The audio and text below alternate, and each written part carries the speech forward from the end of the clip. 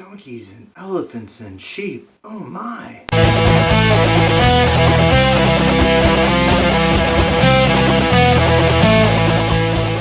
What's happening, YouTube? My name is Immortal Coil, and today we are going to be talking about the role that media is playing in this social engineering game. Now, various of my YouTube counterparts are touching upon the subject, but I'm actually going to full ram into this because Aries is a component of my astrology. In order to fully embrace this topic, we have to go back in time a little bit.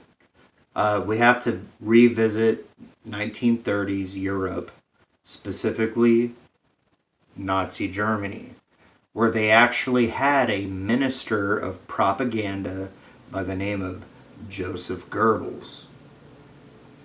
Now, Joseph Goebbels' job was to create grandiose media, multimedia presentations in order to promote the Nationalsozialistische Deutsche Arbeiterparty, also known as Nazis, in the minds and the hearts of the populace, who by and large at that point were just simple folk, okay? And they put on these grand ceremonies, and for the most part this was the first time that they had felt national pride. And especially after their defeat in World War I, following the Treaty of Versailles, they were left deflated. And then all of a sudden, these guys come along who say, like, you know, the German race is the fucking proper race, and here we go. Now, that was not right, okay? There is no one master race, okay? We are all a united humanity. And one of the best things that came out of World War II was that as a united humanity, we decided that the Axis powers were not in line with our vision of how Earth should be conducted. The funny thing that happened was, as soon as we got in there and defeated them and had a chance to look at what they were doing, we started to go, we can pick and choose, and like, this thing was kind of cool, this thing was kind of cool, so we're going to bring this over here and start working on this a little bit. And hey, who's this scientist over here, von fucking Gredenstern Strudelwein, and let's bring him over here and have him work on this thing. In conspiracy circles, there is a phenomenon called Operation Paperclip, wherein you know, the people who developed the V2 rockets, right? Those led directly to the concept of ICBMs, among other things. And that's something we can get into later. For a long time, CNN was its own thing, and then 9/11 happened, and then suddenly this ticker tape thing started crawling across your screen, very subtly, but it's something that creeps into your consciousness, and in a very nefarious way. So while you're watching the action, you have this thing going here that's telling you, like, hey, blah blah blah blah blah blah blah blah blah blah blah blah blah blah blah blah blah. And look, you know, I'm not gonna wear the tinfoil hat too much longer, but that's something that I would like you guys to think about. We're about to dive into a bit of politics. So before we do that, I want to I want to say that I am an independent. Okay? That means that I have no political affiliation. I lean a little bit more conservative than liberal, but there are things that I'm liberal about. And if you ever want to talk about any of that kind of stuff, let me know. We can make our own video. It's aside from the fucking topic of what we're saying now. But I want to draw your attention to this particular image that EVS put up, because I think it's very telling.